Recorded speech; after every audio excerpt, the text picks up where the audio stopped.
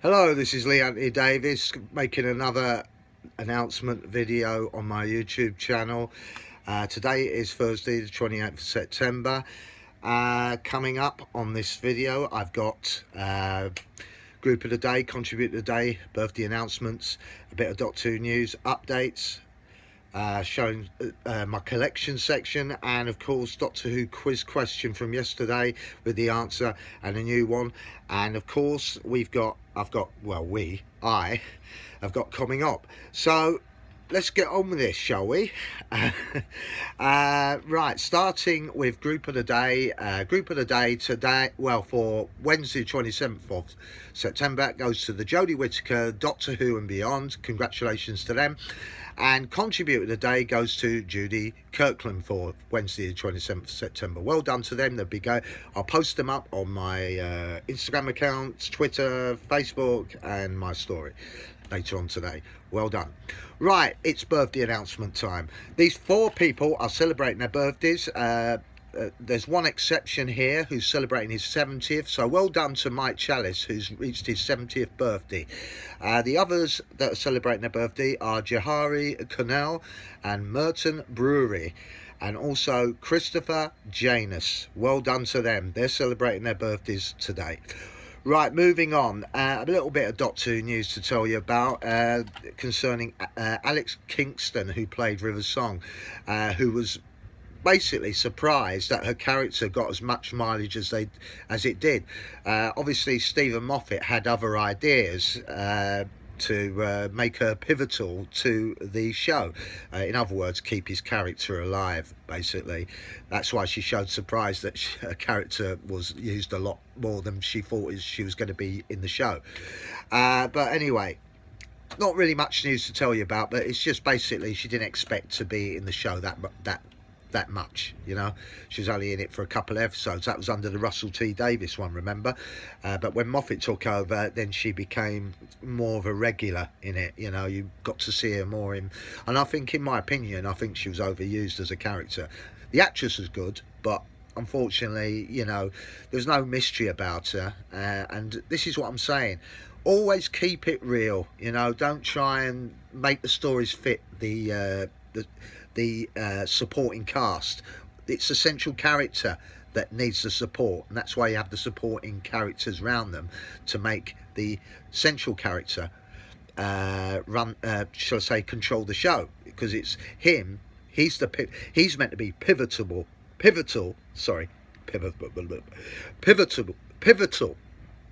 the show. And if you don't make him pivotal to the show, you have a Clara Oswald situation where she looks like she is the centre of attention. She is controlling, she's giving the Doctor a rollick. You know, it just takes you out of the moment. I think that Alex Kingston felt that, you know, she might have been overused.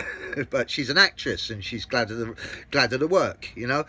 But anyway, moving on, there's something better than that to tell you about. Russell T Davies has confirmed there will be a spin-off documentary series of Doctor Who called Doctor Who Unleashed. That means it's behind the scenes. You know, they did Confidential.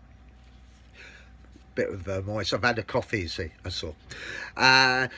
They had a Doctor Who Confidential, didn't they? And that way, you know, it gives you a look of what they get up to, where the cameras are, what they're doing, the actors talking about their new roles and everything, showing you some of the secrets that you don't get to see other than what you're seeing in front of you, and what's going on behind you, you know, the usual stuff. But this time he's calling it Unleashed. But it's still the same thing, really. That's the same thing. But that will be starting to come into it when the 60th anniversaries are done, and then he'll make the videos or whatever, do a documentary to put them. I think they go on Disney Channel. I think they'll get it first before BBC. I don't know. It could be a sort of partnership there, BBC, Disney. I don't know. Anyway, that's coming. That is confirmed by Russell T Davies that these will be made. Obviously, you knew that anyway. Right, I'm going to move on from that. But when I have some real proper news, I will tell you. Obviously, I haven't, so I'm giving you what I can. Right, updates. On my page, the Lee Anthony Davis, the Doctor Who page, has improved by 1. It's now up to 61 followers. Thank you very much. My group, the Lee Anthony Davis, the Doctor Who group, has now moved up to 86. Yesterday it was on 85. Now I've got a new member. Well, thank you very much to all of you that have followed it and joined my group. If you want to join this page and the group, it's now on Facebook. There's plenty of material on there. I haven't done videos yet. I've done a lot of material, including image galleries, images, a few stories and stuff like that. And of course, I've added in some 60th anniversary stuff, so that's well worth having a look at. Right, as for my Instagram account, it hasn't moved. It's still on 98, so I'm waiting for the big 100 on that one. Right, it's time for my quick collection section. Let me just show you. Yes, my box of tricks. Can you see that? It's a bit I've got the camera in the wrong place because of the light, but anyway, I don't think you can see that properly. Yes, you can. There it is. There's a box, the box of, oh, my bloody fingers in the way. Right, okay, I think I could do it. I think that's the box set. Yeah, that's the PS5. Sorry about that. There it is. There's the box. I'm going to open it up and reveal the crystals. There you go. I'll take a few out. That's a citron crystal. Nice piece of chunk of crystal there. An alkaline crystal. It's like a chalk, but it is a crystal, a stone, sorry. I've got another citron crystal, but in the shape of a love heart. Can you see that? There you go. And also this little beauty. Remember I showed you the fool's gold? Now I was told on well, in my comments I was told what it's called, so I'll get back to that in a second. And Dalmatian, because it's all black and white spots, or sort of. It's called a obsidian Dalmatian crystal. And I've got an aventurine here, a green one. There you go.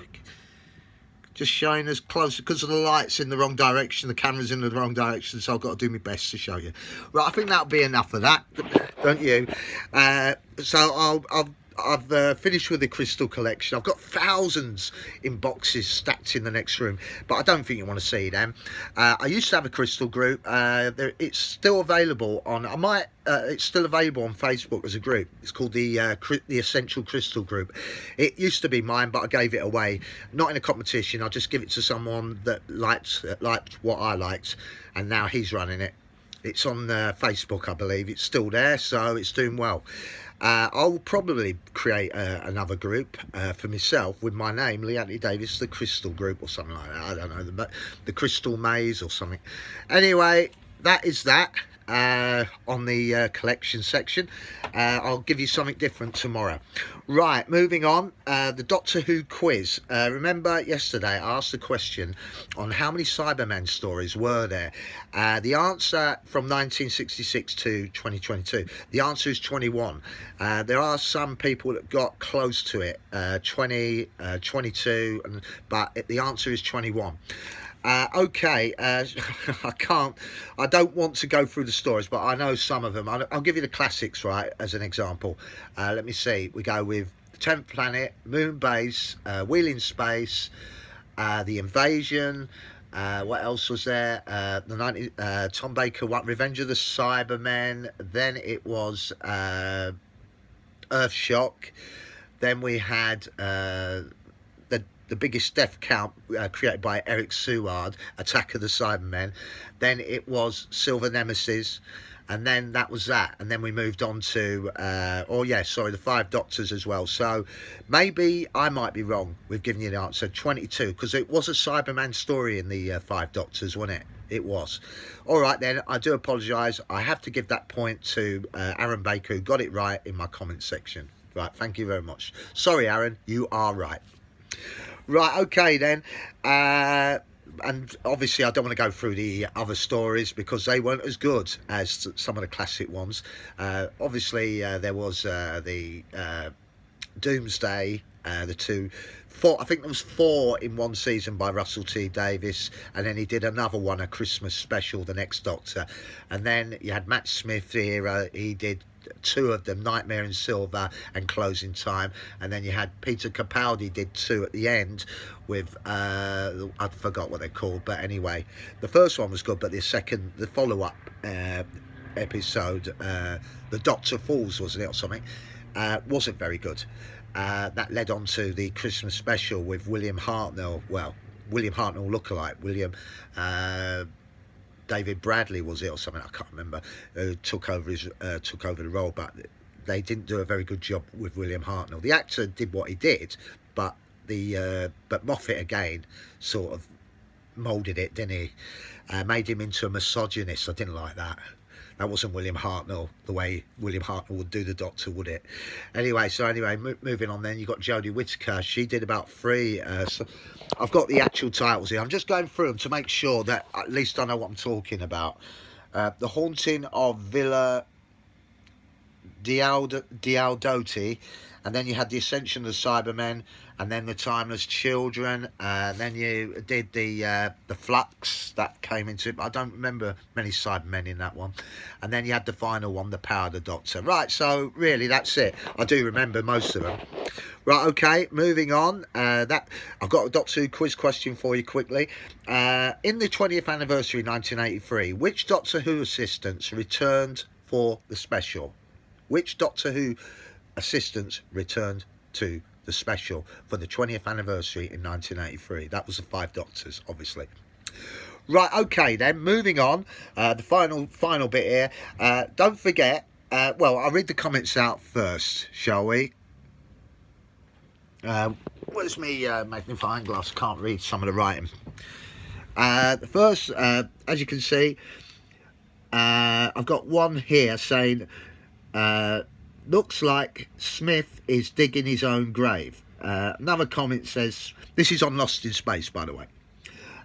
Also, Smith is the type of character that gets a stranger to do the dirty work while he stands.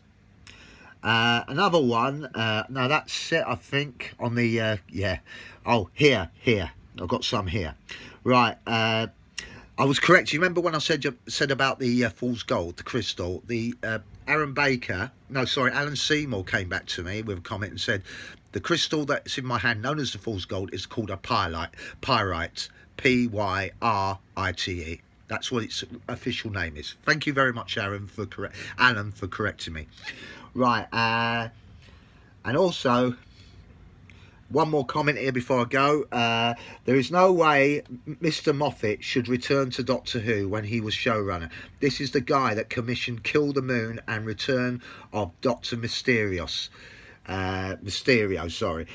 to name a few, and he undermined the Doctor on too many occasions, making Clara more essential, refusing to kill off his characters, and to add salt in a wound, multicoloured Daleks, and which also as bad as Bertie Bassett from the Happiness Patrol and Colin Baker's costume anyway.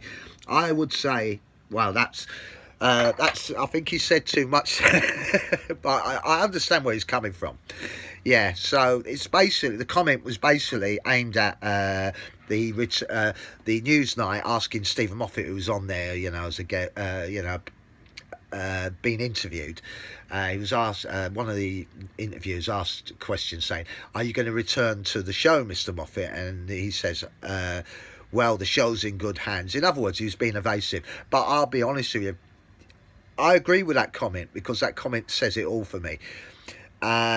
Yes, I don't believe he should return to Doctor Who. I think it was the reason why Doctor Who went in the direction it did, because of him. He was there too long, like JNT, and he milked it, and he was more interested in building his own publicity up. How can you spread yourself thin like that, doing Dracula and whatever else he was doing? Sherlock Holmes, was it? He was not putting his heart into the show.